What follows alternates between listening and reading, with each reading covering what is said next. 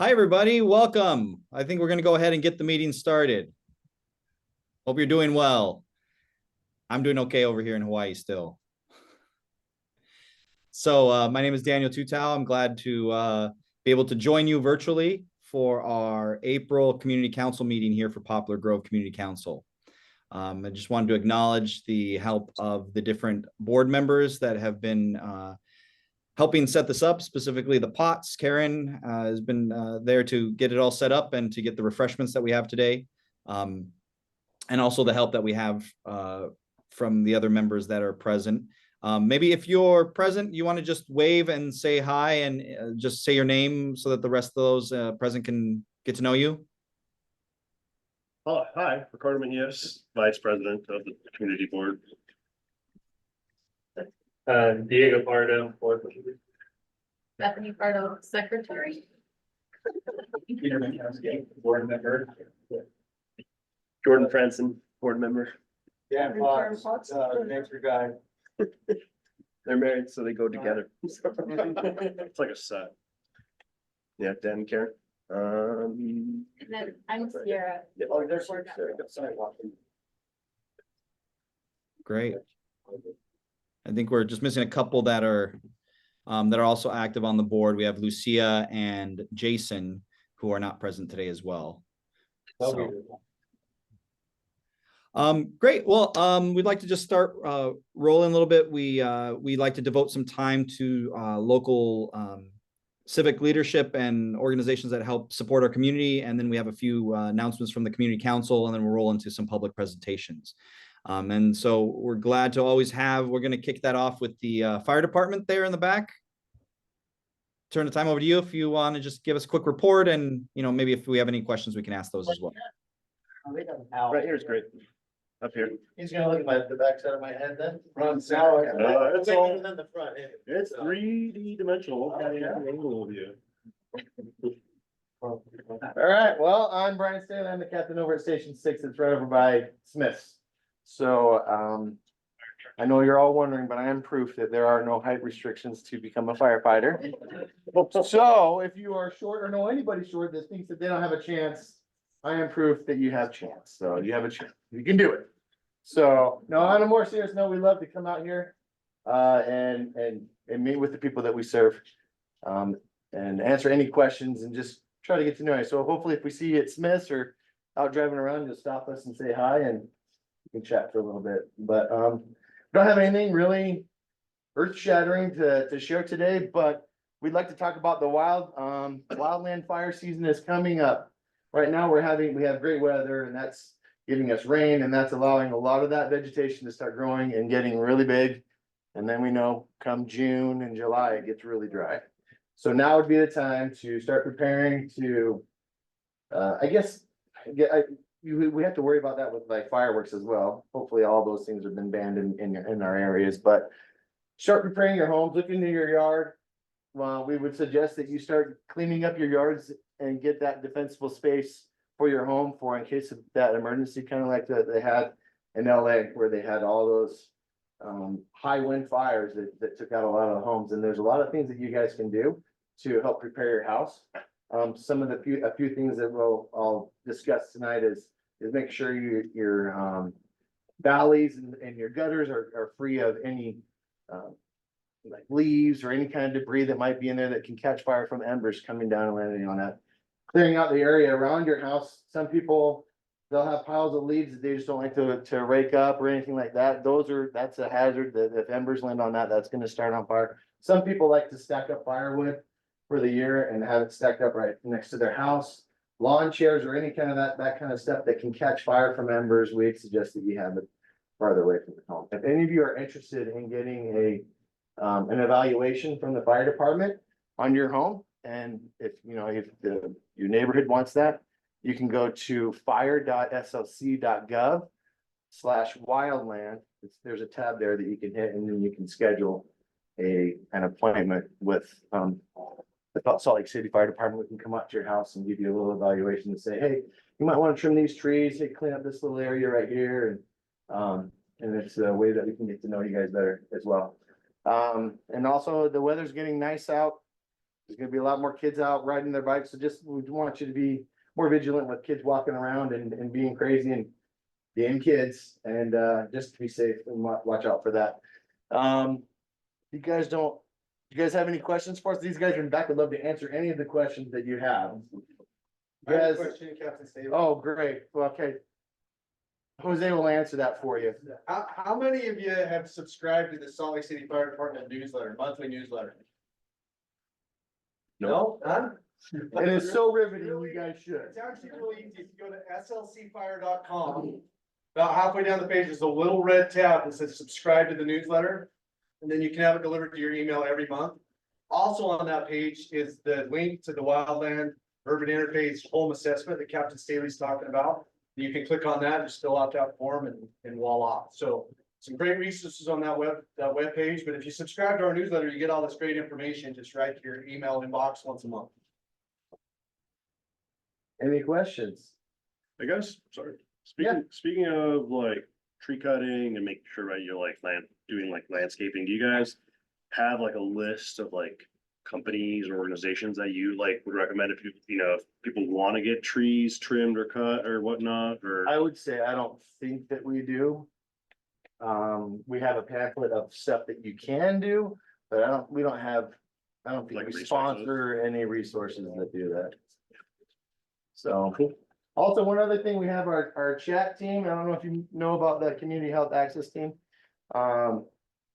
Right there, we'll have Sarah stand up and Landon. They're part of our chat team. So it's a newer division that we've started in the last couple of years, and it's been a great resource for us for psychiatric or any kind of behavioral issue calls that we can handle with the public when we have our certified social workers there too. So It's community health and.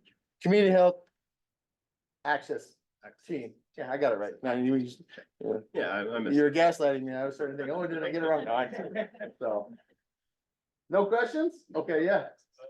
The alleyways between the properties, I guess we're on our own, as homeowners to manage those spaces, is that right? That, I am not sure. I would Yes. say it's city property, but maybe. I have no idea. Okay, I'll let you answer that. Anything else? Okay, yeah, Sure? yeah, no, we. Okay. All right, well, I'll let you guys get started. So, thank you. Great, thank you so much. We always appreciate our fire department coming out and helping to represent and answer questions for us. They'll probably be sneaking out a little bit early, so if you have something pressing for them when they start headed out, you can grab them in the hallway. Awesome. Next, we I'd like to turn some time over to Detective Oliver, who's joining us virtually today. I am here virtually, not in Hawaii, but still virtually. Just have a little bit more information than normal, so I'm just going to jump into that, and then we'll do some question and answers at the end. Just so you're aware, we did change the website for the Salt Lake City Police Department. It's now police.slc.gov. So if you can get on to that, they've got a new the Salt Lake City crime map is now up and running, and you can limit that, or you can narrow that down to each of your community councils. You can put it through dates. You can do all sorts of things. It's actually a really nice addition to that website. So if you're curious about what has happened in the area in the last year, couple years, just click on that and you can see that. With that too, we are on call 9,000 or 91,653 in the police department. So that's across the city, but 91,000 for 4 months is gonna push our limits to the end of the year again. We have had a new chief for about a month. Seen some really good things happening, and excited to and I guess announce he's accepted your invitation for next month and will be at the meeting next month. So that's a huge plus. He's a really good guy, and I'm excited to see what happens with the Salt Lake City Police Department. We are right now through March. Some of our numbers were pretty uneventful in Poplar Grove area. We had a total of 12 violent offenses. That was through the month of March. So All last month, we saw no homicides, no rapes, no business robberies. We had one robbery of other, so it's personal robbery, and then we had 5 domestic violence offenses and 6 aggravated assault offenses. We had property crimes. We had a total of 10. No, just kidding, 77. With the majority of that being shoplifting. And then motor vehicle theft was at 10. We only saw 10 this month, which was down from 6 from last year, which is what we like to see. A year to date, we are total of violent offenses. We're up 3 more than we were last year. We are up 12 more property offenses at this time last year than we are, or right now, than we are last year. So our numbers are pretty much the same as what they have been. We haven't seen a dramatic increase or anything in those numbers. I can give kind of an estimate. We do have, and this number may be a little bit wrong because it's a daily number, but are showing 1 homicide in the Poplar Grove area. We've had 3 rapes up to today. We've had 3 robberies, 3 aggravated assault, domestic violence, and 3 aggravated assault non-family. So 15 violent offenses this month, and this number kind of fluctuates because it's as the reports come in, the reports could change. For property offenses, we've seen a total of 48, with the most of those being shoplifting, beer runs, things like that. So a grand total up to this point of 63 offenses in Poplar Grove area from the 1st of April to the 23rd of April. And I think that's about all the information that I have. If there's any questions, and just one thing, our public information officer just did put out on Twitter and all the websites to be careful of phone scams, especially when it comes to law enforcement calling them in. We will not call you for any personal information. So if you do have get a phone call and you're concerned, absolutely call 799-3000 and we can verify that it was probably not us. So that's the numbers. That's kind of some information. Any questions, concerns that we're seeing in our neighborhoods that needs to be discussed? You know me, I definitely have a few for you, as per usual. I have no idea who this is. Just kidding. Oh, Go ahead. I'm like super sick. So I'm a little jacked. So that property again on 6 South and like around 9 West and 910 West. Yeah. It's just been getting like egregious over the last couple days. Like just more cars keep showing up, more dudes with, face tats and leg trackers, a lot of back and forth. And then they're hopping between that house and like one of the apartments over like a Riverside apartment.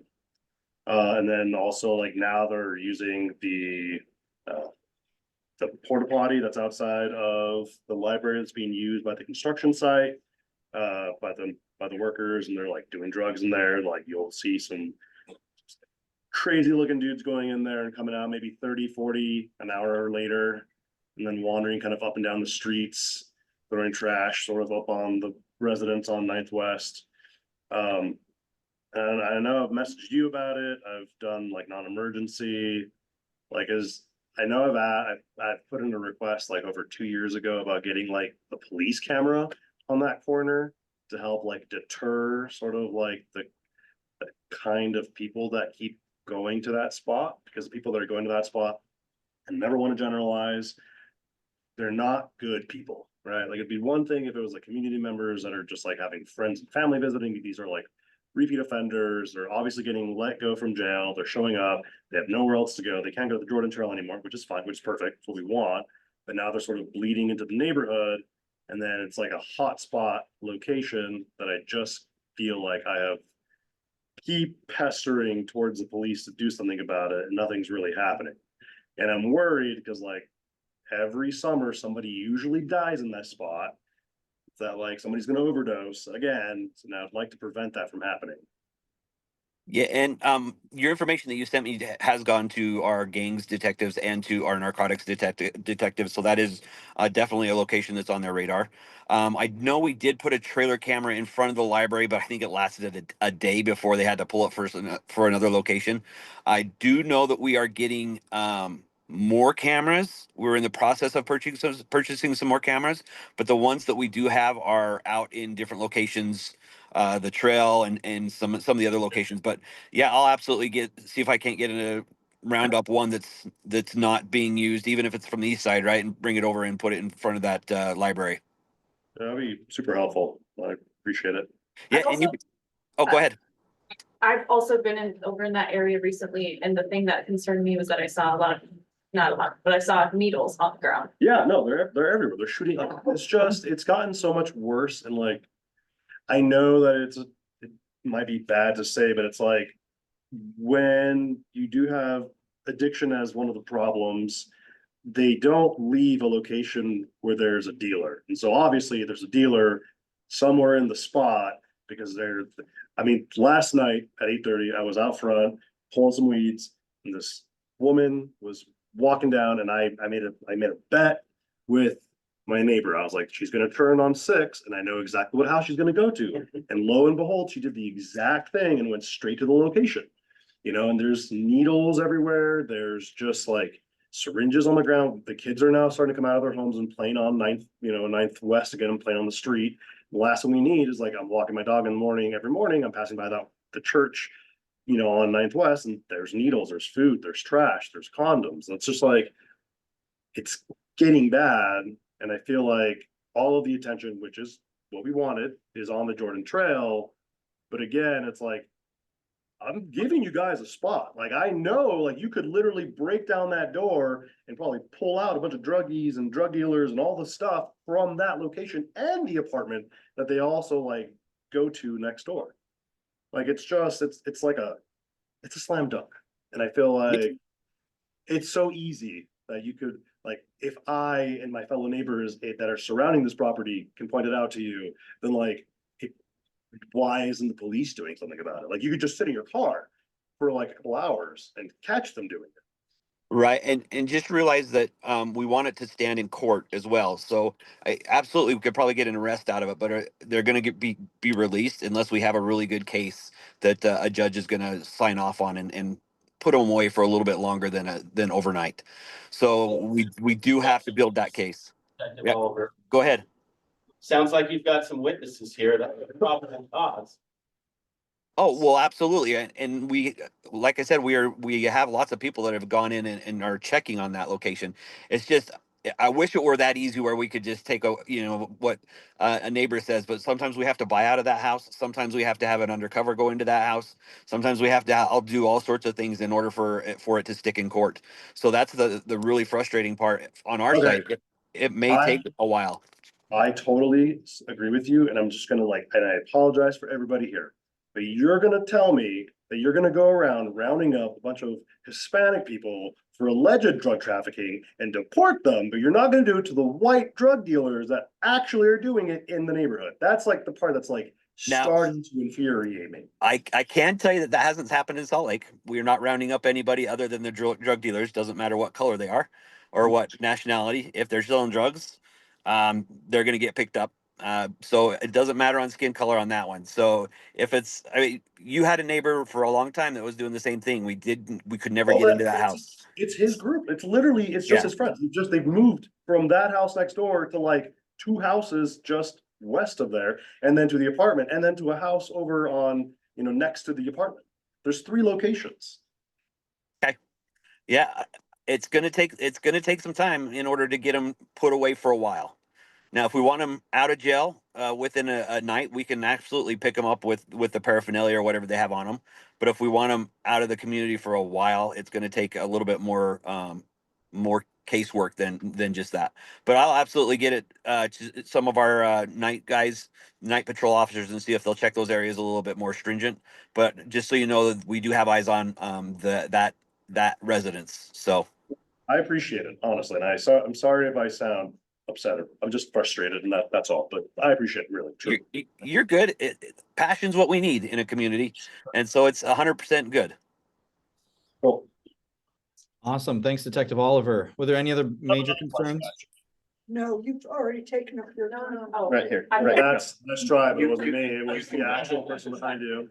Thanks, Detective Oliver. I have a question. There's an incident near where I live that was picked up by the county. There was like a county SWAT situation. And I'm curious where I can find more information about that.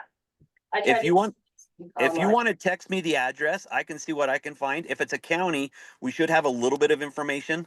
If it's combined, I'll have a little bit more information. But if you want to jot my number down, it's 385-549-9262. And just send me the address and a kind of a time frame of when it happened, and I can find out what. Well, I can give you what legally I can give you, but we can figure that out. Okay, thank you. Yeah, absolutely. I have 549. 385-549-9262. Thank you. Yep. And I'm muting. Detective Oliver, this is Karen Potts. Just So, kidding. You're never leaving. this is actually Go ahead, something- Karen. something not crime related. You've been saying you want to have the mural painted on the precinct wall, right? I've been pushing that. I know our last chief did not want that. I'm going to push it with the new chief. I think it would be a fantastic location for a mural in Poplar Grove right along the trail. Anyway, I have a young artist here today, and we'll talk about this later in the meeting, what the possibilities of doing this with the Love Your Block grant. So I just wanted to let you know that. Good idea. we would love- Fantastic. And let Alicia too. I think we're both pushing on the same thing. So it's let's do it. I think it's a fantastic idea. We'll make sure we bring it up next month as well when he's there to give the pressure right on. Sweet. Nicely. Oh. Great. Well, thanks, Detective right. Oliver. We always Thank you. appreciate you taking that time to keep us in the loop about what's going on and hear our concerns, even when there's only so much that you can do at the moment to help with that. But we're glad to have a voice hearing us and hopefully advocating for us as well on the other end. Awesome. We're going to go ahead and move ahead. I assume we don't have anyone from Angela Romero. Parks Department that wanted to go next. Okay. Yeah, it works at 6:30 in the morning. I live far away. I don't want to throw you guys. Come on up here between Diego and Ricardo. Peacock gave you its blessing, so you're gonna go. And I get to follow everyone. I get to pull the crowd out now, so it'll be fun. Hi, everyone. Go ahead. So Oh, I was just asking which presentation. I don't know that I have a presentation. Oh, So okay, you're show just up making- and just talk. So Oh, yeah, he's at the end. Are you talking about the I goals? think so. I'm talking about goals. Great. Thank you for knowing what goals are. So I've said that to a few people and they're like, what? So, All right. hi, everyone. My name's Joe Ramos. What's up, man? My name's Joe Ramos. I'm the operations manager for Salt Lake City Parks on this side of town. So I have all the parks from 4th South to 21st South, east and west side of the city, and the entire Jordan River, and kind of our trails and aqualands too, until their new manager gets further out. So I'm stretched pretty thin. Toby Hazelbaker is our parks director. He's online. He lives even further away than I do, but he was kind enough to join online. So it sounds like we had some concerns about holes and the influx that we're seeing in our parks, specifically here on the west side of the city, specifically in Poplar Grove Park. What other locations do we have concerns about? 800, the 900 South Park, 800 South, the one that's behind the Smiths. 9 South River Park? Yes. Gotcha. Yes, please. What is a goal? Great. So that's a really good place to start. I will come back to you. That's a good place to start. Yes. So when I lived in Fair Park, I noticed that there were a lot of holes in the park strips, the wide park strips on 9th West and 3rd North area. And they would come into my yard at the time. I don't have that problem right now. Good. Good. I'm happy to hear that. But it's something where if the city paid a little more attention to the park strips, that would be helpful. For sure. has issues with the top lot Wait, can here. we say what the goal? Yes, the bowl is bigger than a rat, smaller than a gopher. It's a little ground rodent. They are, so typically, just for a point of comparison, where we're gonna see gophers are kind of big and fat, Caddyshack sort of thing, and they burrow really deep into the ground. Bowls like to stay really shallow, excuse me, a lot of words today, and they will make all of these little burrows with literally dozens of pockets. So they are not only able to escape some of our traps and some of the other measures we're using to mitigate them more easily than gophers will, who are down a lot deeper, but they also are prolific in their ability to reproduce. I learned last night about this, prepping for this, that from a single female vole, they can produce, if all of their offspring lived, 30,000 offspring in 1 year. If their kids had kids, had kids, had kids, thankfully that doesn't happen due to natural, due to natural predators, environment, a ton of other factors, humans being one of them. That's just like the worst case scenario, but they are prolific in their ability to procreate and to spread, which is why we're seeing them, part of the reason we're seeing them in such greater, expanded quantities. On the Yes, ma'am. parkway between 700 South and 800 South. 700 south and 800 south, okay? Yes, sir, are you in the back? Yeah, I'm a local West Side naturalist, and let me answer the question a little better. So they're about this long. Yeah. And they don't have a long tail like our, house mice or whatever, or some, jumping mice. They got a short little, cute little tail that's only about this long, and they're running, and like he says, they're usually running down trails. It depends which species. We got 2 species down here, but so one runs down trails here and there, and are excellent swimmers. So I make type flies that are big imitations. So I'm fishing for big fish in the middle of the night. That's it. So I use the bowl. Do you want to trade places? You got it. Yeah. So yeah, my knowledge of voles is not nearly as deep. So I did, do some research, and Toby, our parks director, will jump on at the end and probably set straight half. But what I will say, it's yes, ma'am. We're also seeing them at the top lot too, so I feel At like. Post Street Top Lot, yeah, so it's one of those years, yeah, and I started looking into it. I'm not from Utah originally, from the East Coast, if you can't tell by how fast I talk. And I started looking into why we're seeing this just marked uptick. And what I read, and there's actually a great thesis dissertation that a student up at USU did back in 2016 or 2018 that I took the time to read last night. And it's cyclic, Yeah. where every 3 to 6 years, we're gonna see just a big up spike. The last one was in 2023, so we're right coming to the tail end, no pun intended, of that 3-year cycle. And they are, really, really active in this community. The other thing, and I'm gonna look to you, sir, in the back with the vest to set me straight if I'm wrong here. A lot of what we're doing and a lot of, what's a polite way to say it? People need places to live, but the more that we build, the more we disrupt their habitats. And that's just a part of the fact, we're gonna shake these things up and we're gonna move, and eventually, we're gonna see them more and more in our spaces. Yes, sir. Just one more comment. Please. These are not like, mice that have come from Europe or Norway rats or all these things. These are native species. Oh, that are absolutely. Native right here and have a function ecologically with our, like sparrowhawks. Our sparrowhawks, that's the primary thing they feed on in the winter is voles. And in the summertime it's grasshoppers. So everybody invest in sparrowhawks. No, it's super helpful, sir.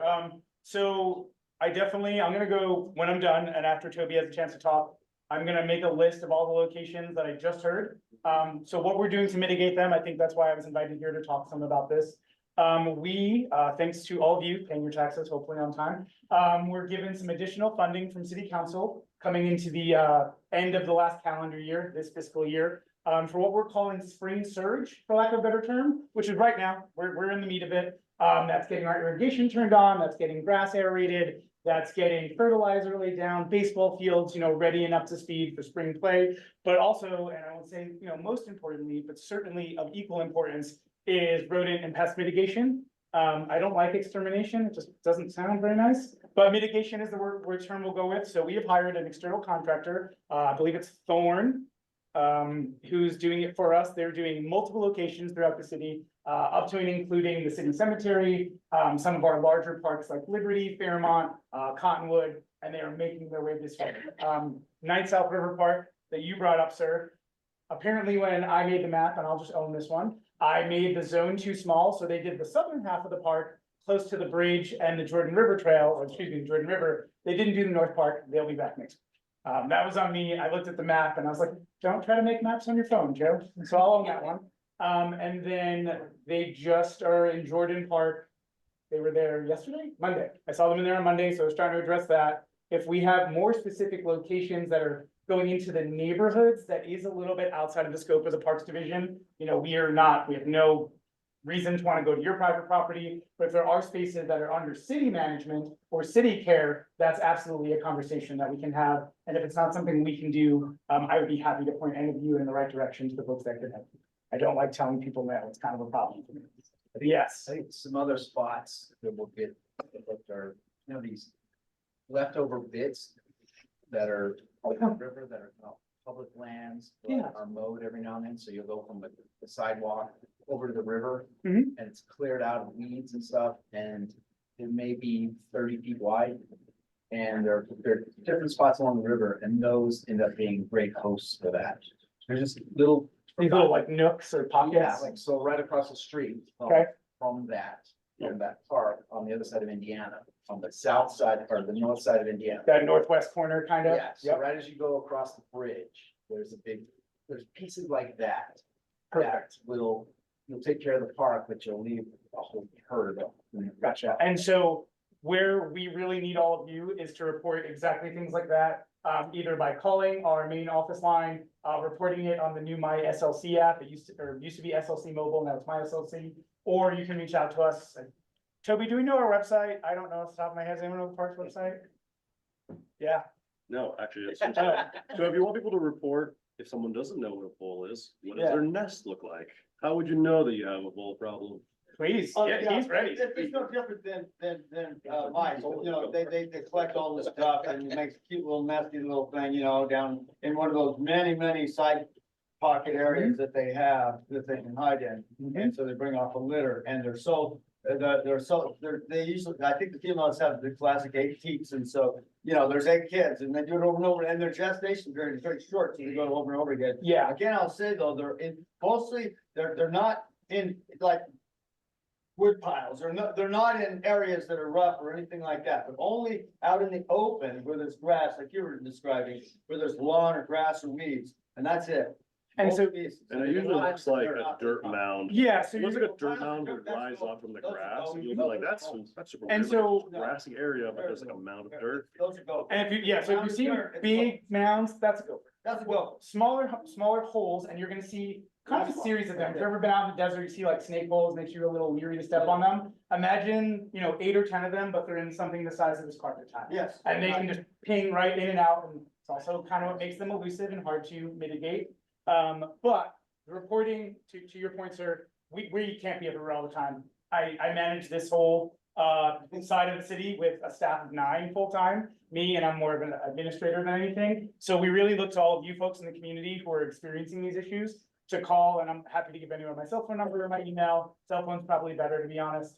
And call, hey, Joe, we have something going on here. I can let our contractor know, and we can action on getting that dealt with. What I will also say is hopefully, if, the odds are in our favor, we will be coming to the end of this increased cycle.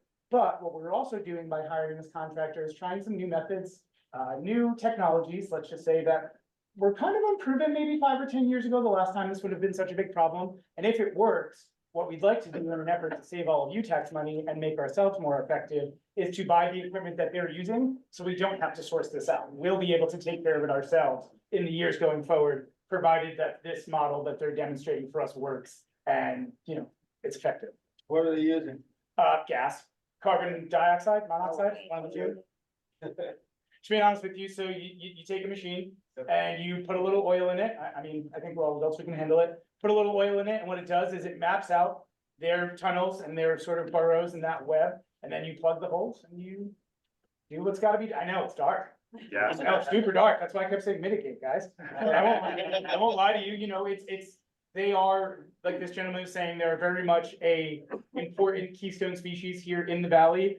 And as we all, here continue to have more needs for bigger and better roads and for bigger and better homes in some cases, that will continue to impact these, their habitats. And that's something that is not singular to Salt Lake.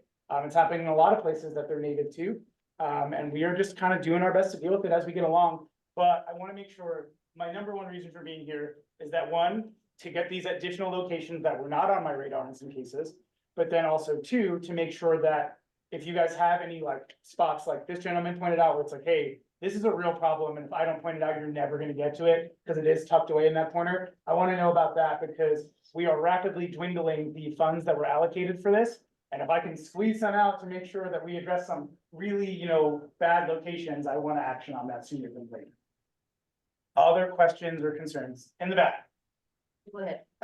Sir, Poplar Grove Park has a water leak that flows across the sidewalk, yes, like 4 years on. I have not been here for 4 years, but I believe. We need to take care of that. Okay, we will absolutely get on that. So one of the other nice things that we're doing with some of this funding in the spring surge bucket is that, this also within this parks maintenance district, and they don't line up with council districts, I'm not sure why. Once again, made long before my time. We have 44 spaces, over half of which are irrigated, including things as far away as Belden Park, the Tot Lot, City and County Building. And we have 2 irrigation people to do all of those things, with a system that is frighteningly old. So what your guys' tax dollars allowed us to do was to hire, landscaping, external contractors to also turn those on, identify some of those ongoing issues and potentially hazardous issues, frankly, and get them addressed so we don't deal with this for a 5th year potentially. And also so that at the same time, while they're addressing those really like emergent and exigent issues, our other properties aren't turning to dust and hay because we're bogging down our 2 staff who are technically competent enough to do that at one park. And so thank you to all of you for paying your taxes, because it is helping a lot. And hopefully you guys are noticing a difference. Hopefully it feels like a better spring, even though we're battling bulls. Alicia. Side comments, not Please. related to goals. Yes. I learned a lot. Can you comment on alleyways? Do you have information to? I Or no? have very tenuous information that I will share because I'm on the spot now, but no, I'm just kidding. But what I will say is that, for a long time, the Department of Public Lands, specifically Parks, and one of my teams under Parks was responsible for weed mitigation throughout the entirety of the city. We are not the guys who come and enforce. We're not code enforcement. We don't write you a ticket. We don't say, hey, you have this many days. We're the people who come and deal with it. Like I said, that program was unfunded for a number of years, long before I got there. And one of the things we were funded to do this year was complaint-based weed abatement. And so what that looks like is it gets verified and assessed. So it will take a little bit. You can't call me today. I'm not there tomorrow. I'm calling you tonight. I mean, you can call, I'm not gonna answer. So you submit things that are called, you call in, our main line, my SLC, that sort of thing. And once it's assessed and verified that it is an invasive weed or a noxious weed or something that should be removed, we do have a portion of funds to address those things. What I will say, the caveat to that is, those funds are for the entirety of the city. And I've been to many, many community councils, and I love how passionate, and it's not like a cliche, I love how passionate everyone is about their pocket of the city, because taken together, that's what makes like Salt Lake an awesome city. But please don't bombard us with like everything in the world, because it does come at the expense of your neighbors in Fair Park, your neighbors in Rose Park, your neighbors in Capitol Hill, although maybe they can afford it. You're mentioning all the neighborhoods that can I know, afford it. I We're like that was underrepresented over here. You guys killed our tree. You guys can come into our alleyways. That was not the nicest thing someone's ever said to me, but that's okay. That's fine. But yeah, so there is funding for that in terms of alleyways. We are working, so Public Lands has been responsible for everything in the city. We are working with our partners in public services, and it is not finalized yet, where we will take the right of way responsibility and they will take alleyways in between city easements and egress points and things like that. That way, one, to ease the burden from us, but more importantly, to increase response times for all of you. Because if we're doing all of these other things, we just can't get there, and it's unfunded.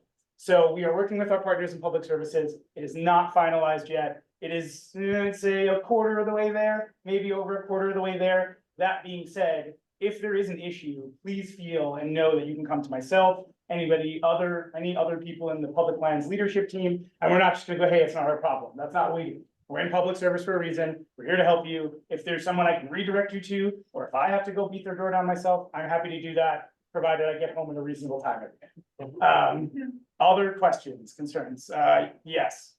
Just quick question on Please. the park that's next to Smith's. There's the city property on it that's gated off, and I've noticed that there's like some digging and stuff. Yes. What is? Great question. So that's gonna be, you're talking about 9 South River Park where it Yes. dead ends at Genesee right there? Correct.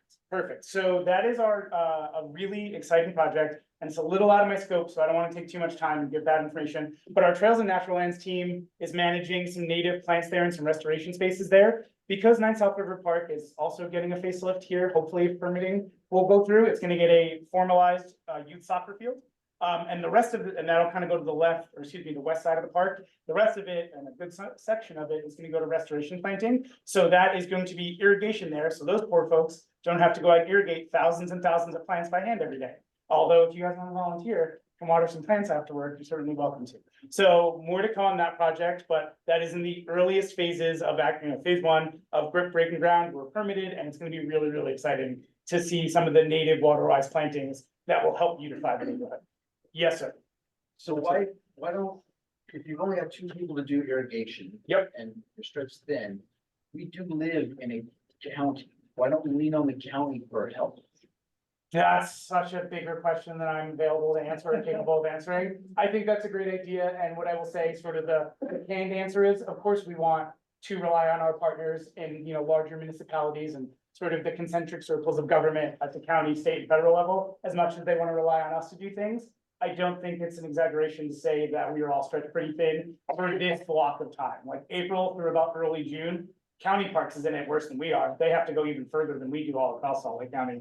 So, and I don't know that they're any better funded, because as a lot of the towns or former unincorporated spaces in the county are now becoming incorporated, that means they need a police force, a mayor, a council. So all of those tax dollars that were going to Salt Lake County parks are now going to these individual towns. So they're actually, it's not my business to count their funding and their allocations, but I can tell you they're not gaining funding as all of these cities become incorporated. They're actually losing it. And for example, Jordan Park softball field is now ours to maintain as of a few months ago. Same thing with 2 softball fields, I believe, not in my side of town, but at Sunnyside Park. They are offloading as many assets as they can to try to get their books balanced. Yeah, Jordan Park on the south end, right by the Southwest Pavilion. Okay. Yeah, so they were like, hey, do you guys want a softball field? And no, but yeah, sure, we'd love to bring more sports to the valley, to Solid City. So they are actively offloading assets to try to balance it out. No, the softball field, sir. So there's the one right there at the entrance. Keep going further south than that, and big with the big lights and the bleachers and all that. Yeah, so it's exciting, but I would love, please call the county and tell them. Other questions? I know I've probably gone way over allocated time. That was handled well. I thought you'd Thanks. Toby, do you have anything you want to add? be in front of that. Not to your comments, Joe. I've got a couple of things I can update people on Please. around the sports courts at Poplar Grove. Yeah, please. So the basketball court, that's a half court. It'll be, it's been funded to go into, I think they're taking bids right now. They'll be putting in a full court, some low fencing, some seating, and some really nice artwork will go down on that new surface. And then the old tennis courts will be resurfaced. We're keeping one tennis court, and then turning the other tennis court into 2 pickleball courts.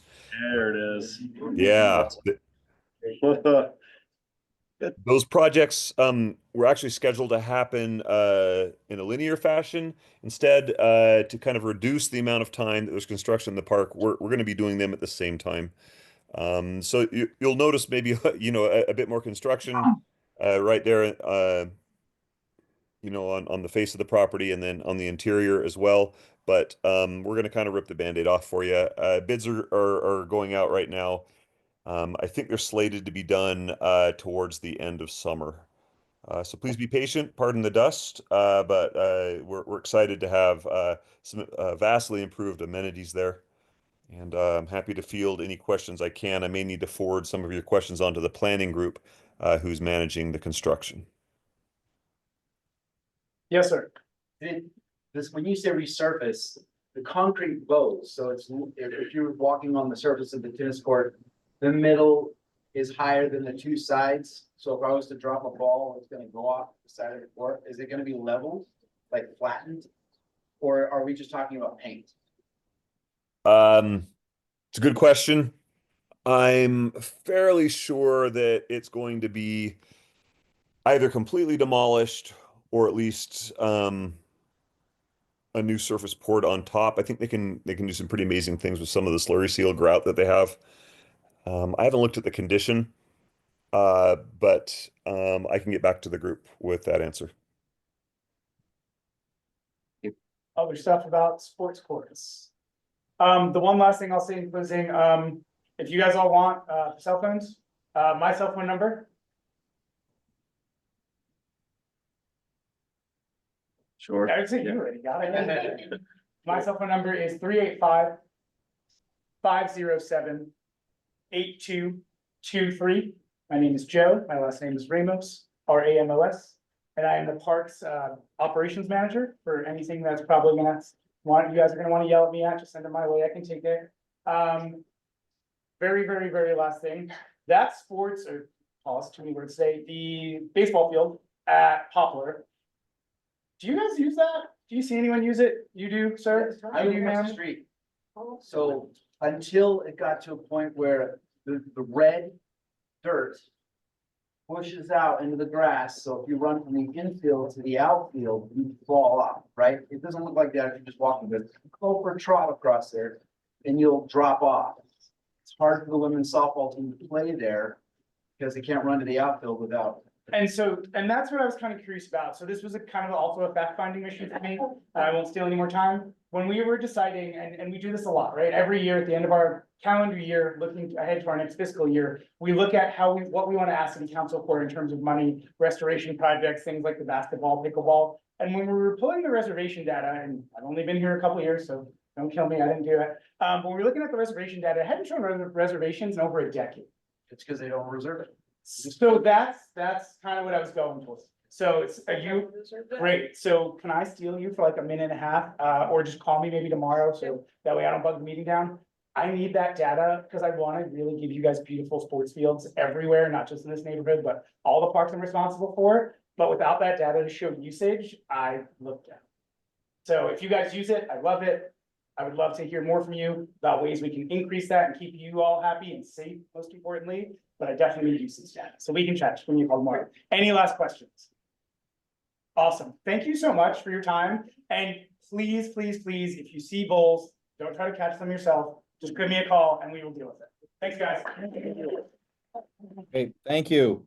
To keep things rolling, Alicia.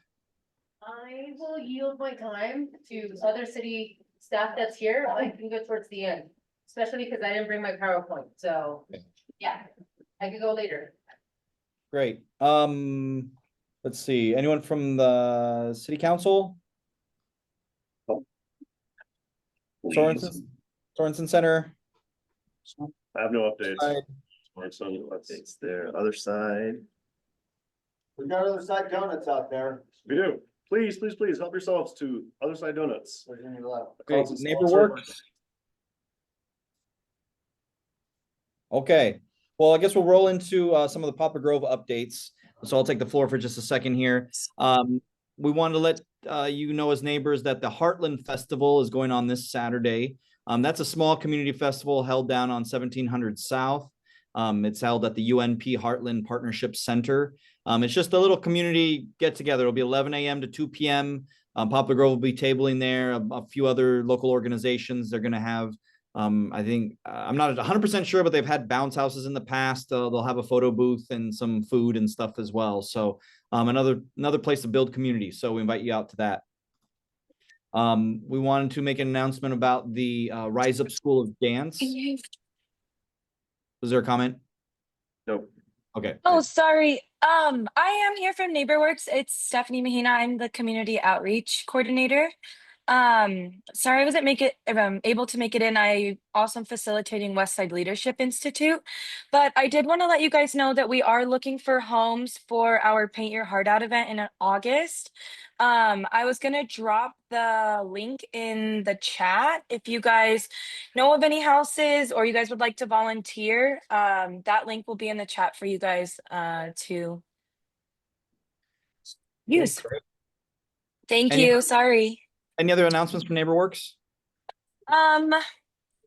We just had our YouthWorks graduation yesterday, and then Westside Leadership Institute spring cohort will be graduating tomorrow. And then we are working with Proxima for this new healthcare field with our career works. And that link is in the slideshow as well. You can visit nwsaltlake.org for all of this information, and I will drop the Paint Your Heart Out in the chat. Great. Thank you so much. We love Thank the work you. the Works does for our community here. And the Paint Your Heart Out is great. They first take nominations for houses that need to be painted, and then later on they take volunteers for people to actually go out and do the painting. So we'll keep an ear out for that down the road a little bit. Getting back to Poplar Grove announcements, we also wanted to just mention the Rise Up School of Dance. They've reached out to us as well about their dance classes. So feel free to check them out. They're just right north of us there in Fair Park. Great organization. We want to support any of the arts that are happening in our neighborhoods. So make sure you get the word out to anyone who might be interested in dance classes through them. We wanted to mention that we have a sponsored program by our community council, which is these Poplar Grove park performances. And so there's going to be 3 of them, the first Saturdays in June, July, and August, right there at Poplar Grove Park. Hopefully there'll be less holes in the ground by the time that rolls around, but we'll see. Even with holes in the ground, it'll be a good party. So we're currently booking talent for the event, so feel free to reach out if you have anyone that you know of that might be interested in that. In addition, it's down the road a little bit. It'll be in September, but already start marking your calendars for the Groove in the Grove, which is our community council's major event for the year.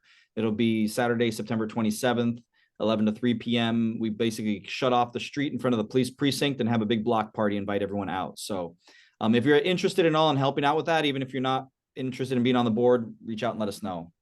We want to thank our hosts here. Neighborhood House has been kind enough to let us use the space here. We've really enjoyed it, especially this year in our new space in the senior center. So if you get a chance to say thanks, say thanks. While we're and the last announcement from us is just that we have our organizational input that happens when the city needs to get stuff approved, or they have concerns about things that'll go on they'll send it to us and we put it up onto our website. So feel free to check that out at poplargroveslc.org.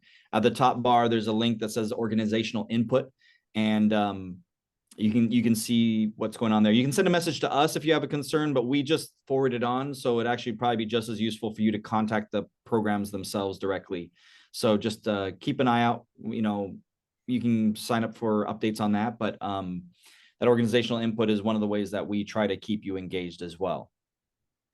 So with that, we thank you for your time for those announcements, and we're going to move on to some of these public presentations. I think the first one we have was Chamali. Was he there? No. No, anyone from Love Your Block? So yeah, I just want to make an announcement. The Love Your Block grants are going to be open May 1st to May 31st. It's a second tier. They're up to $2,000 projects. Alicia has some information on that and some flyers that she could put out for that. But all kinds of different projects, whether they're murals or cleanups or gardens or tool sheds, or there's all kinds of, if you have an idea, you can reach out to the mayor's office to get help with whether that's a good idea to apply for, or you can just go ahead and apply for it. We love the work that's going on. There's been a couple of murals that have gone up recently in Poplar Grove that were sponsored by different community members. One down on 900 South on the Rose Printing building facing the 9-line trail, and it's beautiful roses. And there's also one that's gone up off of 900 West, just south of 400 South, of the new arcade mural, which is right next to where the old arcade theater used to be located. So those are very cool projects, and we'd love to have more of those going up. So if you have any idea, you don't need an organization to do it, but if you want an organization to help sponsor it, us as a community council will be happy to put a letter of recommendation or something if you need that. So just reach out and let us know. And I got one thing. So, for Alex, that's a good Love Your Block project. If you got like trees or shrubs, things from bucket, you can get together with your neighbors and make a proposal for a couple $100 or whatever to do a Love Your Block grant. Yeah, there's been several grants for like alleyway cleanups. Just you have to be able to provide the labor yourself. So it's not just hiring a cleanup crew to do it. It's about doing it yourself. But there's funding for that. It's a great way of using some of those neighborhood funds. So thanks, Dan. like to turn the time over now to, do we have David there? Yep. Okay, the floor is yours. All right. Is this a good place to stand here? Yeah, just right in front of, yeah, right there. That's perfect. My name is David. I'm with Salt Lake City Public Utilities. Thanks for carving out some time. We're gonna just discuss an upcoming project we have in your neighborhood and the purpose and what to expect. So it's called the Fifth South Force Main Discharge Biotower Project. It sounds more extreme than it is, so trust me on that. The word biotower is part of it. It I knew sounds that. sketch. I knew Sounds the cool. word biotower. Well, before we go into what that is, can you go on the next slide there, just show what we're talking about. So the project location is on 10th West and Pierpont Avenue. There's a little triangular piece of property that the city owns. That currently, well, you'll see a picture of it in a bit. It's currently just weeds and dirt. So you can get that next slide there. So the purpose of this project really is to address some odor problems that we've had in the area.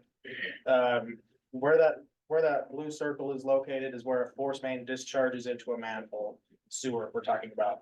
And what that causes is hydrogen sulfide, H2S. I'm gonna use that term a lot. H2S is what you're smelling when you smell some very bad sewer. It smells like rotten eggs. All along from 4th South all the way up to Pierpont Avenue, we've had complaints of odor problems in the past couple of years. And this project aims to dispel that. So what a biotower does, firstly, when you're thinking of a biotower, it's picture a largish shed. It's just white, kind of utility looking, and it's about the size of a large shed. And we do have some renderings here too that you can see. But what it does is essentially it's hooked up into the closest manhole on 10th West, and it essentially sucks the air from that manhole, sucks the gas, the H2S, and takes it into this two-stage filter. First stage filter is where we get the bio from. It's biotower. It is literally passed through literal seashells that have microorganisms that eat the odorous, the gases. After it passes through the seashells, that's the number 2 stage. It goes to number 3. That's an activated carbon filter, which does the same thing. The carbon attaches to the odorous molecules and again dispels them. It then releases the air clean. It boasts the model that we're looking at and hoping to get with the contractor boasts a 99%, over 99% removal of H2S gases. So we hope that this addresses the problem. If you want to hit the next slide there, this is the existing condition. It obviously that's dirt there. I've seen it with weeds too. It's kind of a strange piece. Nothing, I can't think of anything that will go here aside from this biotower. But during construction, you'll get some staging on, mostly it's going to be on the site itself, but you get some staging on the road. There's a little bit of utility work that will go into 10th West. So you will see some traffic control put up there for not too long though, because it's pretty quick. Standard dust and construction noises are to be expected. And then this next slide, if you want to hit it, is just kind of a rendering of what it will look like. So you can see the little biotower in the back there. It's just a little shed with a little pipe on top of it. We are planning on doing the landscaping, as you can see, it's all water-wise planting. And this view here is what it should look like once the trees are mature in a handful of years. But the benefits of it are that it obviously is going to look better, in my opinion, with being landscaped. We'll have a lot of presence there, probably once or twice a week. Our wastewater operations guys will visit the site and make sure no one's living there or anything like that. As well as the landscaping that will probably be done week or bi-weekly to button up the landscaping. I'm not sure if we have anything after this. This is just the contact info. That's kind of covering up the QR code, but if you want to visit our, we do have a city website dedicated to this project that kind of answers some generic questions. My info is there. I highly encourage taking my email. If you have any questions now or during the process of construction, just shoot me an email and I can get it addressed. But that's it. Any questions? Yeah, I'm familiar with more or less the process, but, so I know that the carbon either needs to be revigorated or replaced. Yeah. What's the O and M issue there? So it does need to be How's that gonna replaced. cost?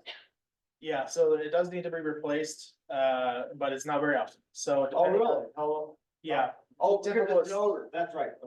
Yeah, the carbon filters, you will know when they're doing it, because they have to bring in a big truck to do it, but that's typically done between 4 or 5 years. oh, wow, I'm impressed, okay. Yeah, so it's not often. Do you have any ideas anywhere else in the city? We do, I know we have one that is a carbon only right next to our office. I'm not, Mike is also going to see here's the utility manager, you know, if any others that are visible. We're doing a supercharge going over our sewer reclamation plan, but that's something. Yes. Under construction. Well, that's where I work, so I'm pretty familiar with the stuff, and I know it takes a lot of maintenance, that was a good point, but we don't really anticipate, you know, things going wrong.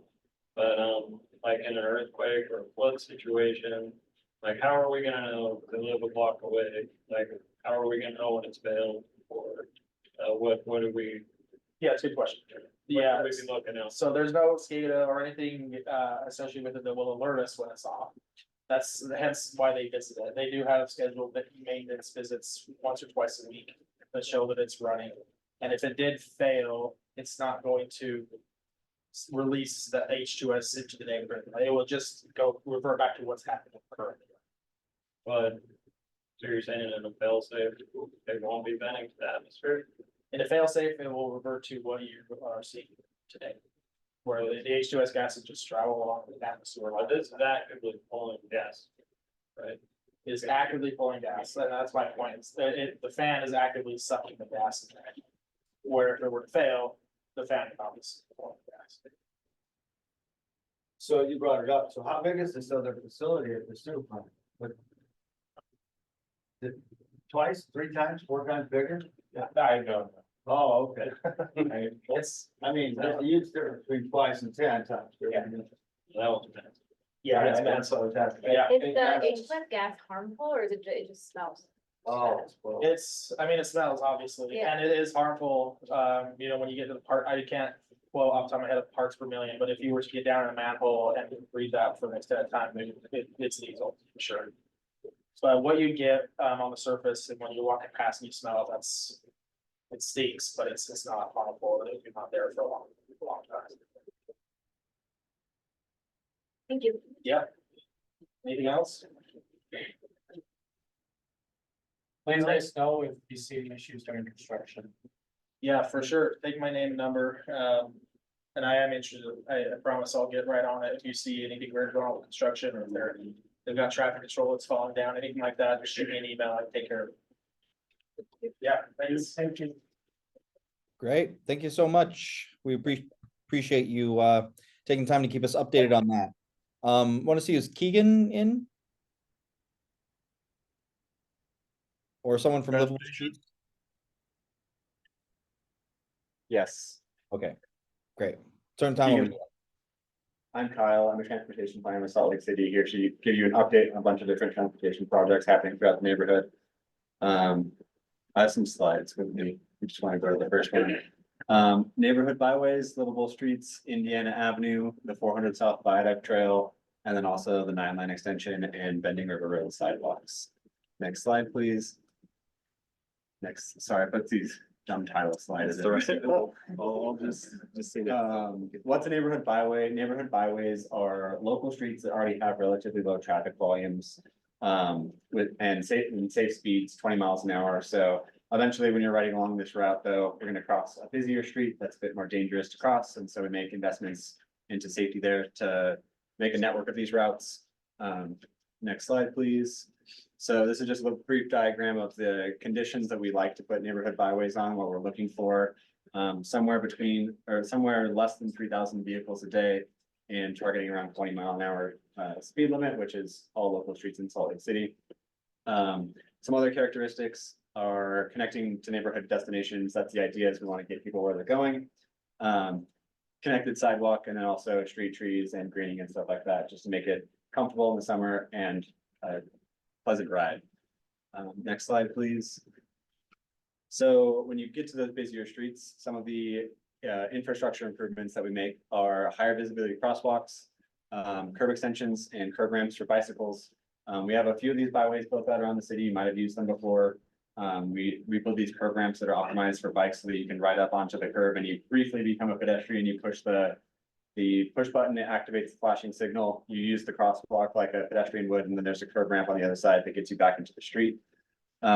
Traffic calming along the route, not every one of these local streets, they're all signed 20 miles an hour. We have speeding issues everywhere. And so where we do speed studies and we determine people are average speeds are like 30 miles an hour, we'll do traffic calming along the route. And then wayfinding signs and gate markings to keep you following the route and then also point out neighborhood destinations while you're on your way. Next slide, please. Like I mentioned, this is a whole network we're building around the city. The idea really is that we have a network of bike lanes that are on busier streets like collector and arterial streets that have higher traffic volumes. Those are streets where a confident cyclist might feel comfortable riding, but you're not, some of these streets are not places you would ride with like your 8-year-old child. And so we're choosing streets that are already inherently fairly comfortable and safe and just making those better. This zoomed in section is the Poplar Grove neighborhood. You can see Cheyenne, Navajo, Emory, 10th West, and 8th West. Running north-south are some of the neighborhood byways. Not all of these have improvements yet, but this is just our vision map. And then running east-west is 3rd South and 6th South. Next slide, please. We're not gonna see a whole lot of movement on this until next year. We're gonna be doing a substantial public engagement effort, but these are some of the locations we're looking at making improvements to. The one on the bottom with the 4 black squares, that's 600 South. It's a great natural candidate for a neighborhood byway because there is a natural mogul filter, they call it, created by the Jordan River Trail there. Cars can't make it through there, but there's a pedestrian bridge, and so it naturally creates low traffic volumes. So we're gonna be making some better bike ramps to access that, make it easier to ride your bike across the bridge there. And then some traffic calming along Emory Street at 5th South and 6th South, and then making a crosswalk improvement at 400 South and Navajo. Next slide, please. Can I ask a quick question? Sure. What is the construction like gonna look like on those, like, is it pretty low maintenance, is there road closures, like what does that kind of entail? Yeah, so we always strive to not fully close the road. You'll notice there's construction happening all over the neighborhood right now, Pretty similar to that? particularly on Indiana. Yeah, so anytime we're like doing a speed hump, for example, you'll notice the ones that are being constructed on Indiana right now. We do half of the time because the concrete needs like a week or so to cure. And we don't want to do a full road closure, and so we'll just ship traffic to one side of the street, keep one lane open in each direction while that cures, and then they'll flip flop and build the other side of it. So we do our best to try to be in and out as fast as we can. Next slide, please. All right, livable streets. This is a citywide program for traffic calming. There's kind of some overlap with neighborhood byways. We've been focusing some of our energy on building traffic calming on neighborhood byways routes. We have a survey active. We're just encouraging everyone to give us feedback where you see dangerous driver behavior, where the crosswalk feels unsafe, anything regarding transportation issues. We'd love to hear about it. We divided the city into 113 different zones, and we're currently working our way, starting at zone 1. So what's out here, what's being constructed out here right now is zones 2 through 4, and we're also working on 5 through 9, which is also in this neighborhood. And then you can see all the red little dots on this map are people who sent us an email, gave us a phone call, filled out the survey. So we've got like dozens and dozens of comments. Yeah.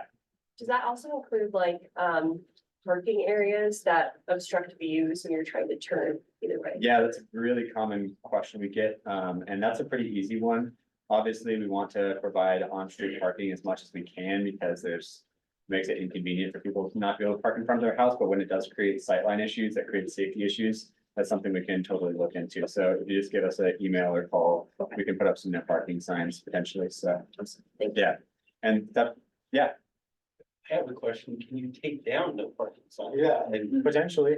Okay. Yeah, I'm not the decision maker on that, but if you get in touch with us, I can forward that to our city transportation engineer.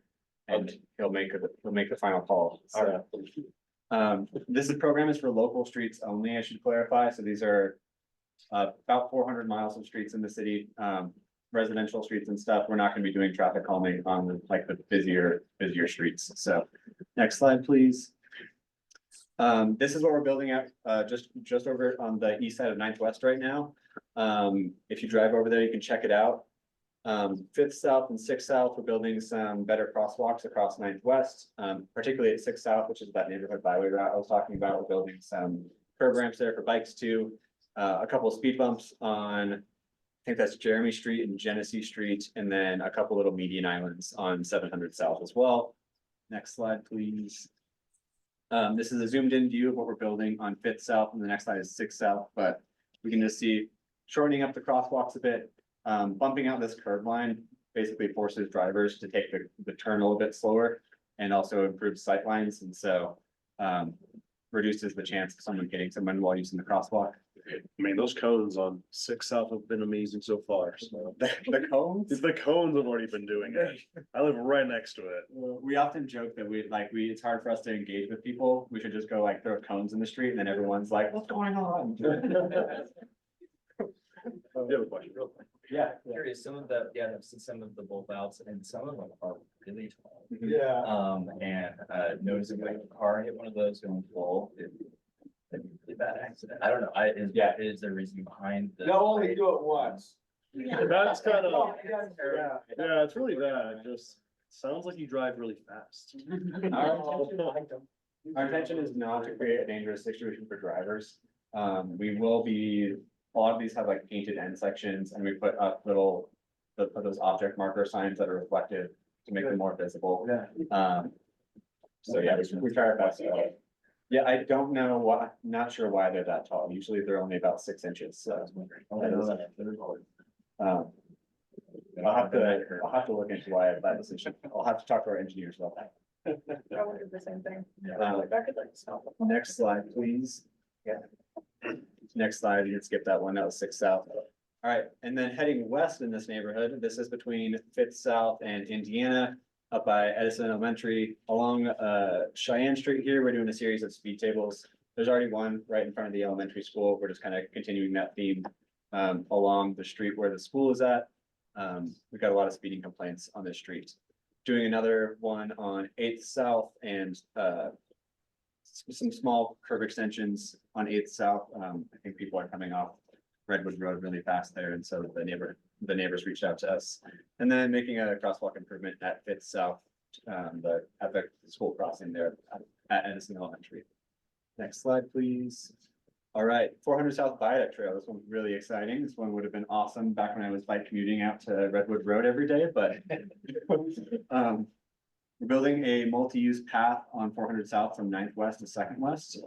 This is entirely, well, a section of it, starting at 9th West over to the bridge will be entirely grade separated, meaning at the curb level. And then once it gets on the east side of the bridge, it's just gonna be like a protected bike lane, two-way protected bike lane situation. But it's gonna be an awesome bridge over or connection from the east to the west side. And then connects to Pioneer Park. We're putting in a new two-way cycle track on 3rd West that this is going to connect to, and then the existing bike infrastructure on 2nd West as well. We're putting in some really cool art. The project team's been working with some artists. And if you go to the next slide, we have some renderings of what it's going to look like. It was actually inspired by the peacock we've been hearing all night.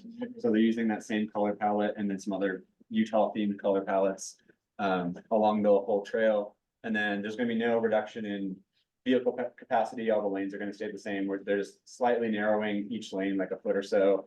And there's a big shoulder on the street too that they're going to use that space. So we'll function the same from a driver's perspective, but now it'll be much more convenient for walking and biking. Next slide, please. Indiana, this one's under construction right now. We talked about it already. It's a series of speed cushions on Indiana next to Poplar Grove Park and the 9-line trail on Parkview. So not a whole lot to update there, but getting some good traffic calming in on Indiana. Next slide, please. This one's really exciting. The 9-line runs all the way from Emigration Canyon on the east side of the city to currently Redwood Road is where it stops. We are, if you go to the next slide, there's a little map I threw together. You can see the 9-line kind of going up diagonally there on the right side of the map. It's going to swing on Redwood Road and then head on Indiana Trail. Eventually, I think the plan is to continue it on that, like, the old rail trail you can see. But just for now, we are building an extra wide shared use path. There's no existing sidewalk on that side of Indiana Street, so we're adding basically an extra wide sidewalk there. And the goal of this is we're also building some sidewalks, a sidewalk on the west side of the street at Bending River Road there to connect to the school there. So there'll be a way for kids to get to and from school on the east side of Redwood Road out to, I think it's Wallace Legna Academy, so. And I think that's it. Next slide, maybe. Yeah, that's it. That's QR code will take you to our website. Feel free to email me, write down my email. If you ever have any transportation questions or comments, concerns, feel free to reach out to me. Yeah. Do all speed complaints, like, is that better to go through you guys? What amount of it goes through like police? Like, how does that work? Yeah, they should all come to us basically. Okay. So PD works with us to, yeah. I will say, while we've got the police here too, it's the cops on my street. 10 out of 10 down Emery Street. Like, I'm scared to let my dogs out of my house because, and it's not like emergency situations. The cops fly down Emery 100%. all day long. And it's like, literally, like, I'm like, it's terrifying to let, like, I'm like, okay, someone's gonna get hit by a cop car. Yeah. So I'm like, they're my complaint. Everyone else is pretty good on it. Yeah, well, hopefully Yeah. I like to think they're responding to an emergency, but there's a cop car parked in the bike lane on my bike ride home like almost every day, and I'm just like, Yeah. you could just, Even if like put your lights on or something, so people know you're coming that fast would be fine. yeah, Yeah. I'm sorry. I'd like to thank Salt Lake City Transportation for thinking about east-west connections like the one you're doing on 400 South. And really want to keep the pressure on to address the others that we have that are, big impediments to getting to the east side and getting back on the west side. I should love that you're addressing that viaduct and making that multimodal and accessible to everybody. We need more. Yeah, that's a great comment, and I actually forgot to throw out my presentation. We just kicked off a study called the West East Connection Study. In the last 18 months, we just went through a process of selecting a bunch of community advisory board members. So I think we've got 20 people who live on the west side. I'm one of them. You got it? I got it. I got it I easy. did not. Oh, I heard. So yeah, There was like 100+ applications. I heard that. Yeah. But it's gonna be an 18-month study coming up with like community-driven solutions to improve the barriers or improve connections over the yeah, I-15. my goal was like every month, I think they're monthly meetings, right? I think so. Yeah, my goal with that was to basically gather as much information as I can, bring it back to our community council meetings, kind of do like this is what we did this month. Yeah. Inform you guys and then get as much feedback as I can to then take that to the following meeting. Yeah. So that at least I can make sure that like, at least our community, and obviously, with the West Side Coalition and Fair Park, and you guys can also chime in and just like, I live here now. hey, you don't know. But yeah, like my goal is to make sure that like, I want to make sure we all have a voice in this rather than like, I know I have a lot of opinions. You all have a lot of opinions, but I also want to make sure that your opinions are also heard as opposed to like the ones that I just have. So. Yeah, I mean, like we mentioned, this is very community driven, so we want these to be coming from the community, not just a bunch of engineers proposing solutions for this. Yes. Two questions.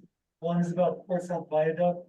And the timing of that project with respect to the extension of the third west bike highways right now on the other end of the Port South Bridge. It doesn't really connect to second west and third west aren't particularly bike friendly at the moment. So what's the timing of those two in terms of when the rest will be extended? And then one bigger broader question with respect to SB 195 and the broad impacts of that expected on street projects, especially with respect to keeping it local. I know there's a back and forth in the different versions of that bill, whether or not the study area was going to, or whether or not the impacted area was going to be the urban center study area or the entire city proper where that landed and what impacts it's going to have on our neighborhood. Yeah, so I'm not certain about the construction timeline for 400 South. I know it's this year. I probably anticipate sometime in June. I do know that Third West is going under construction in June. So I would think that there's probably going to be happening roughly at the same time, definitely both this year. Regarding SB 195, the west side was completely excluded from that. And so it's just east of I-15 and I think up to like 600 north, which is like 11th Avenue. It's basically the entire east side of Salt Lake City. It's only affecting collector and arterial streets. So local streets, we still have total control over. However, all of the projects that I talked about tonight and a lot of the projects we're working on right now are not affected. They were excluded due to some language in the bill. But moving forward, basically, we're gonna have to do a big study and just work more closely together with UDOT. It is kind of silly, like UDOT didn't want this to happen either. We already worked closely with them on all of this stuff and they don't have the capacity to like babysit us. But it is what it is. So, I don't know. It's a big bummer. Yeah, sorry. You're good. For a That's while. fine. Yeah, but first, I just short. Hey, so high five for the seventh south roundabout. That has been huge. We just need some art in the middle of it, you know? Peacock, I'm And saying. got some ideas there. And so- I want a grant for the Peacock. It's gonna happen. Well, right. Won't tell That's my the idea for peacock that. pattern. Yeah. For that art. Community love your grant block. We get a peacock, compete with the whale. Be so much better than everybody Yeah, else. Anyway, hey, thanks. That was great. So Yeah. on the 400 viaduct, like right where the big deconstruction just like finished those apartments, like that road is all jacked up. Are they gonna fix that or is that like more like UDOT or like you guys? What section? It's like just west of Pioneer Park, like you know where the big deconstruction company has like their headquarters? Yes. And they made some apartments just like west. West of 400 west. Yeah, like west of 400 west. Yeah. And like, it's just kind of like they obviously laid some like sewage lines or some piping and they like did like really piss poor job of like re-asphalting the ground. So like if you're on anywhere between like the left, right lanes, two right lanes, Yeah. like you just will be driving on like really bad. On the north side of the street. Yeah, Okay. I will look into that and get back to you. yeah, because, yeah. It was paved for the winter. There'll be a requirement to come back and be paved summer. Okay, yeah, that'd be nice. Cause it's like, it wasn't as bad. Like, it's kind of like when it was first laid, I was like, it was kind of whatever. And then like, as it's warmed up, it just kind of like sunk down. That might not be the case. I don't know. They pay, but if they had to pay because they need to pay. Oh, and if they paid during the winter, they're coming back. On 400 South Viaduct, if you travel in the center lane, as you're going up it and then you kind of reach the peak, there's a dip Yeah. where it's, I guess it's settled or whatever. Is that going to be fixed during this whole thing? I don't believe so. UDOT actually, the state owns that bridge and a lot of sections of Fourth South. And so that'd be a question for UDOT, but something I can definitely. Anyway, forward that it's- way. I mean, it's really obvious if you travel on North South a lot. Every day. Yeah. Cool. Well, thanks everyone. I appreciate your time. All right, thanks, Kyle. Appreciate that. Do we have Isabel present? Yes. Where'd she Hey. go? She's right here. Added back. So last month, I introduced myself and kind of an interview here, but there's a couple new faces, so I thought I'd just tell you, Neighborhood House, we're a nonprofit that we serve clients ages 15 months to our oldest client right now, 98 years old, with affordable child and adult daycare services. We've been around for 131 years. We run on a sliding scale fee based on families' income, so the average Utah pays 25% of their income goes to childcare or adult care for their loved ones. We try to keep it in the 3 to 7% range, so people can actually climb the economic ladder, because if all their money's going towards daycare, they can't really do that. But I will keep it very brief. Here's some volunteer opportunities that we have. So I'm over all of our volunteer work. So we have weekly, daily, monthly events. So we have our food pantry every Tuesdays and Thursdays that we need help with. And this QR code will lead you to the sign up pages for that. But I really wanted to highlight our monthly opportunities that we have. So this month, I guess it's not May yet. In May, we'll have our sensory wellness night, where we need about 15 volunteers to help lead activities that have to do with sensory, whether it's calming or alerting activities. So some of them will be out in our garden. And then our learning activities will be in our gym space. And then the month after that, we have our summer celebration, which maybe some of you are familiar with. It's a huge community event where everybody's invited. We have lots of resources and we need tons of volunteers for that, like 70 volunteers in one day. So if you want to volunteer, you know, at any of those or in our classrooms or with our adult clients. And Daniel had mentioned that this section is the senior section, which it is, but we also serve clients 18 and up. So any kind of disability or just anybody that can't be alone during the day. So we have lots of different clients on this side. And we're just a great place. We're a hidden gem that a lot of people don't know about. And yeah, I'm just happy to be a part of these meetings finally and not just a face at the door. But let me know if you have any questions or if you want to sign up, please do. All right, thank you so much. We always appreciate having such a gracious host to let us have a great venue to meet in as well. So we already had the Parks Department present, so I think we're done with our scheduled presenters. We just have a couple minutes if there are any pressing issues from the community that need to get brought before the council that, you know, we think we might have a solution to. So is there anyone in the Can I say Yeah. something, Daniel? Yeah, go for it. So, this is, I'm sorry, Kendall. Kendall. Yeah. Kendall is a local artist, and she has agreed to help us with possibly doing the mural on the precinct.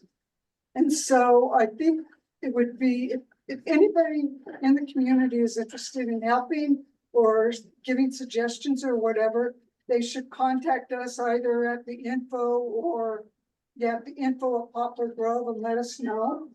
And so what we were thinking, and maybe not, is to put in for a Love Your Block grant, because they open up May 1 and it closes the 31st. And to put in a Love Your Block grant for the mural, assuming that the city will let us put it on the building. Yeah.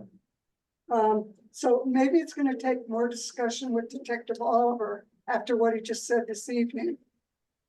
Because I didn't realize that the past police chief wasn't in favor of it.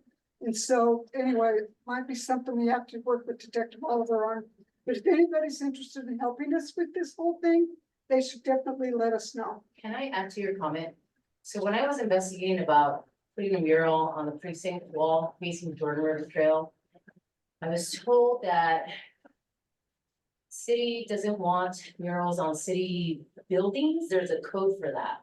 We have to consult with the Arts Council, the Salt Lake City Arts Council. So I have notes somewhere. I can send that to you, Karen, if you're going to be the trailblazer for that application and where you want to share it. So we just before getting together and planning, let's make sure that that application will be considered and not, you know, said, you know, not put it on the sideline because of the ordinance or something. So yes. What about instead of doing it directly on the building, doing it on a wood platform? That almost like a billboard that's right in front of it, so it could be removed. And then it would provide the same effect of being in the same location on the river without actually being on the buildings. I mean, there are options, right? I'd like it on the wall, but. I there are prefer it on the ordinances that we wall need to too, do. because. Yeah, But if there's some ordinance against it, I think that's Well, I the know. easiest way to. and maybe there's ways to work around that. It's just we need clarification from the Arts Council. Yeah. Okay. So I'll do my work. One other place I was thinking that could be fun is on those concrete barriers, just on 7th right there, where like it goes over the bridge. To have something that passes up on those little like half walls too, if like there wasn't a way to do it, and it was like kind of mini mural that as you walked and drove down. That would be nice. Yeah, and Not the same. what, I have the same effect, Wall, really big. Yeah, but for, yeah, anybody who wants to be involved, we were kind of chatting this week that potentially to try and coordinate with the Groove and the Grove event and even have like options kind of like mock-ups of designs and be able to have people then really like weigh in and suggest ideas. And then get it up in the fall so that people could really be like a little bit more involved, get excited about what's coming. I want a donut shop. Since. Donut shop mural. A donut shop mural. Yeah. So since we're talking on about grants, I do want to share that there's a flyer, it's a citywide funding opportunity flyer. There's a year round, there's a spring funding, fall, winter. So for example, you'll find information on the handy repair program, Love Your Block mini grants, Salt Lake City Arts Council, and many others. So please take one so that you can inform your neighbors, your community about funding opportunities throughout the state. That's amazing. Yeah, I just got a grant, recently, a $250 grant for just a garden improvement grant, and yeah, and so it was more work than it was worth, but. Sorry, it's so true.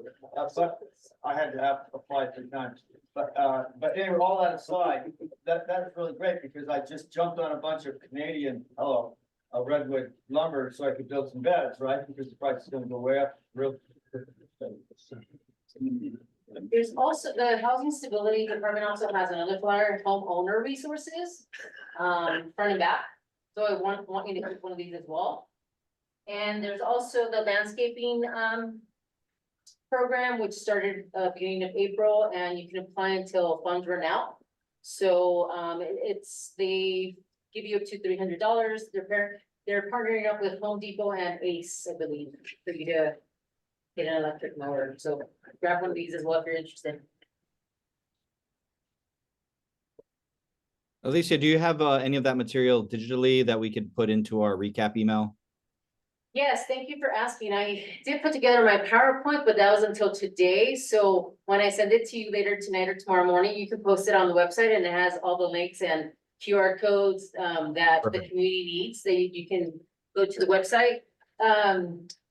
Kyle was mentioning about construction projects throughout the city and some local. Here's a flyer where you can get specific information about projects that he mentioned, but also livable streets is on here, so you could find your streets or your zones where you are. So just scan, so you can take one of these as well. And let me see. So right now is budget season with city council. You're all aware of that, right? Okay, so I didn't bring enough of these, but I'll send you a digital copy, Daniel. It explains, the city council has this flyer. It explains how the budget season works. And then it has a real good glossary in the back. So basically, right now, the mayor has been meeting with different city departments to speak about their budgets and make proposals. And so the mayor is going to submit her budget proposal to city council on the first Tuesday in May.